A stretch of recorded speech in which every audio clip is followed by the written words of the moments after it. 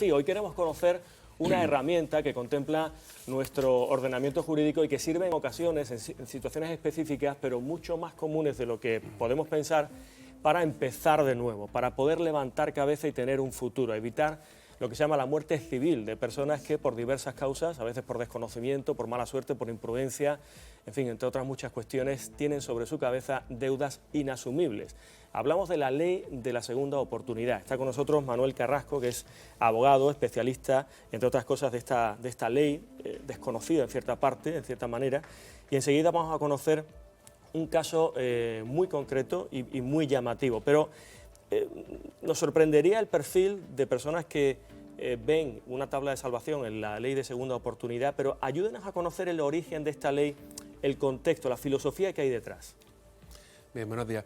Pues sí, el origen, curiosamente, es, por decirlo de alguna manera, el contrario de lo que mi cliente suele pensar. Es decir, el común de mi cliente piensa que el principal beneficiado de esta norma es el propio deudor y es todo lo contrario. Esta norma se hace pensando en el propio sistema económico y en el Estado también. Me explico. Como consecuencia de la anterior crisis económica, pues evidentemente el nivel de sobreendeudamiento era increíblemente alto.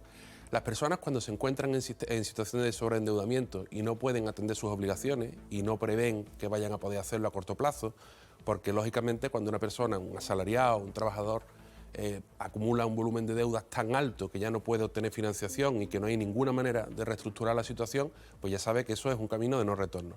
Entonces, las personas, pues por lo general, buscan alternativas y esa alternativa suele ser la economía sumergida.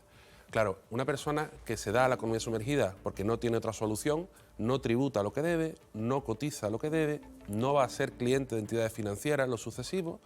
Y no solo es que vaya a vivir en la economía sumergida, sino que va a estimular la misma. ¿Por qué? Porque quiere cobrar dinero no declarado y probablemente después querrá pagar con dinero no declarado.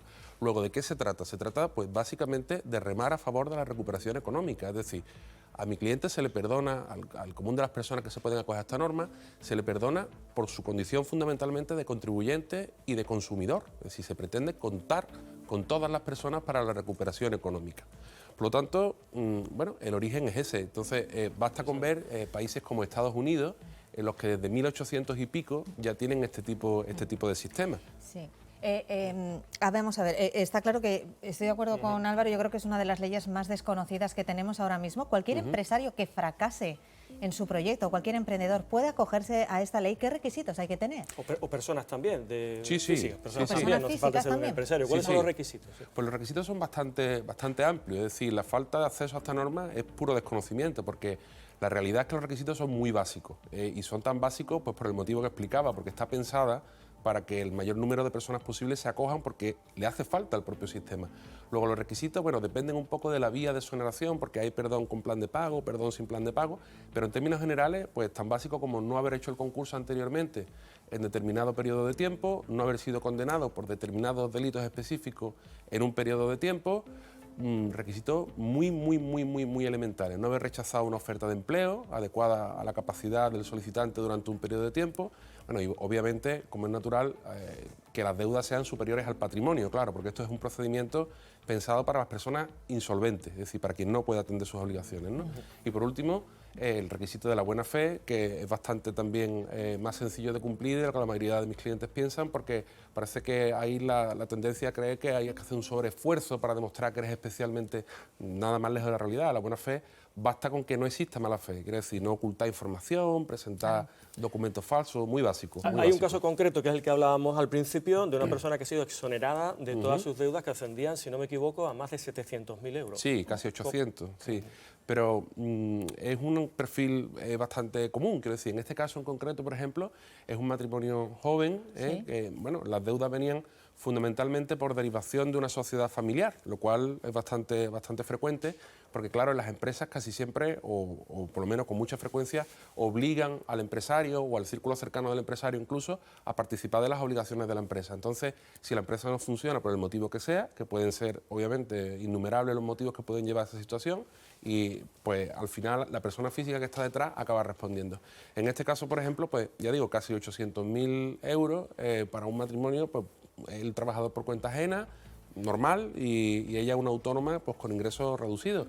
Y gracias a esto pues han podido empezar de cero, claro, sin plan de pago a los demás, exoneración total. Habían avalado parte de los créditos, supongo, ¿no? Correcto. ¿Y qué pasa con los avalistas en este caso? Bueno, No eran ellos. Claro. Pero no, en este caso, digo, ¿esta ley también exonera a los avalistas? No, eso es una de las carencias de la norma. La norma hay un par de aspectos o tres, bueno, algunos más, pero hay un par de aspectos o tres que son claramente mejorables y uno de ellos es los avalistas. Es decir, el perdón de la deuda, la exoneración, no extiende sus efectos al avalista. Es decir, una persona inicia este procedimiento y hay alguien que le avala en una obligación y ese avalista sí sigue respondiendo y la persona que aborda el procedimiento pues es exonerado y no ha de responder, ¿no? Entonces hay algunos aspectos en concreto, pero ya le digo, son los menos. En términos generales, el más, obviamente siempre queda la posibilidad avalista de acogerse al proceso, claro. Claro. Ahora en estos tiempos que corren, vamos a empezar a partir de enero o febrero a ver cómo hay que devolver los préstamos ICO, que alegremente se pidieron en alguna ocasión. Se espera un aluvión de personas que vean en la ley de segunda oportunidad una esperanza para seguir siendo parte de la sociedad.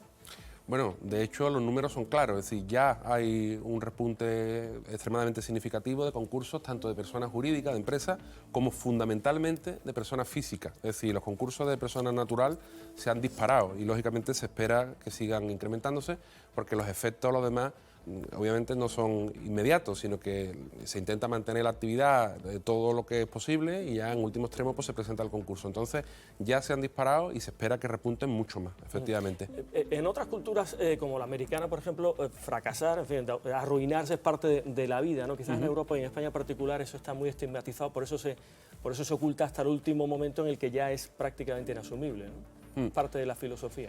Efectivamente, y es algo que es bastante doloroso, porque mis clientes cuando vienen al despacho normalmente tienen como sensación de culpa, como si estuviesen haciendo algo que no es conforme a derecho, que estuviesen acogiéndose a una especie de triquiñuela legal, y nada más lejos de la realidad, que si es un mecanismo perfectamente legal, que está pensado para esto, y que es necesario en una economía, porque quien no se arriesga, evidentemente, no sufre el riesgo de que si no puede acabar en insolvencia, pero claro, tampoco genera empleo, no innova, no estimula la economía, porque evidentemente cuando una persona solicita financiación para lo que sea, desde adquirir un inmueble hasta iniciar una actividad empresarial, pues lo está haciendo con la esperanza de poder pagarlo. Nadie es insolvente por voluntad propia. Claro. Y está moviendo la economía. Luego hay que darle la oportunidad de que se vuelvan a integrar al sistema a aquel que se arriesga y que emprende y que mueve la economía. Paco, Ángela, brevemente, Sonia, brevemente. Me parece perfecta la ley, creo que además es necesaria, incluso que habría que ahondar y mejorarla, pero el tema de los administradores concursales sí cuesta trabajo conseguir que el administrador concursal acepte un caso de esto, porque cobran poco, incluso la búsqueda de abogados también es difícil, porque es cierto que al final no cobran lo que deberían de cobrar cuando son un concurso reglado, un concurso normal, ¿no? Eso cómo se puede hacer de cara que pueda haber una obligatoriedad de que si eres concursal tengas que aceptar un número de casos en este tema que te obliga a ello. Bueno, esa cuestión al principio, al inicio de la norma sí fue bastante compleja, pero lleva un tiempo ya que está bastante bien resuelta. Y es que la cuestión es que los administradores concursales sí tienen la obligación de aceptar este tipo de procedimientos y los que no lo tienen son los mediadores concursales, que es una figura similar pero no idéntica. O sea, el mediador es quien en la primera fase del procedimiento intenta ayudar al deudor a alcanzar un acuerdo con los acreedores y el administrador concursal es quien ya en una segunda fase judicial pues administra, como su nombre indica, al patrimonio del deudor, ¿no? Entonces son los mediadores concursales los que por lo general suelen rechazar y lo hacen, pues como bien ha dicho usted, porque los honorarios son muy bajos, y también hay que decirlo porque el procedimiento de intento de acuerdo extrajudicial, la primera fase, pues casi nunca se alcanza el acuerdo. Entonces, pues la primera fase del procedimiento, que es la de intento de acuerdo extrajudicial, en la que participa, como digo, el mediador, suele tener bastante poco contenido. Entonces, entre eso y la falta de honorario, pues no se acepta. ¿Cuánto tiempo puede durar? Tenemos un minuto solamente, así que No, ya Paco se ha quedado con las preguntas. el tiempo que puede durar el proceso. Sí, ¿cuánto puede tardar una familia en volver a una situación, entre comillas, normal, tener una oportunidad? Depende enormemente de las circunstancias, desde el juzgado en el que nos vayamos a mover, si tenemos o no mediador, muchísimo de si hay patrimonio o no lo hay, porque son distintas las vías por las que iríamos, pero en el mejor de los casos, aproximadamente unos 12 meses, en el mejor de los casos siendo muy positivo, hasta años, en función del juzgado que nos toque, pues no menciona ninguno, pero los hay que bueno, que directamente es que no concluyen. Pero vamos, en términos generales, y con esto ya acabo, perdón, es importante que se sepa que durante el tiempo que dura el procedimiento se despliegan la mayoría de los efectos y se han suspendido los pagos, no corren intereses de demora, se suspenden ejecuciones, por lo tanto, el deudor está, bueno, relativamente cómodo durante el procedimiento. Ya los efectos se han desplegado. Pues nos hemos quedado sin tiempo, es una lástima porque es una cosa que seguramente interesa mucho a ciertas personas, a muchas personas, en general a todas las personas que están escuchando y viendo este programa. Manuel Carrasco, abogado especialista, entre otras cosas de esta ley, la ley de segunda oportunidad. Gracias por estar aquí en Despierta Andalucía. Por invitarme. No descartamos volver a llamarle. Muchas gracias.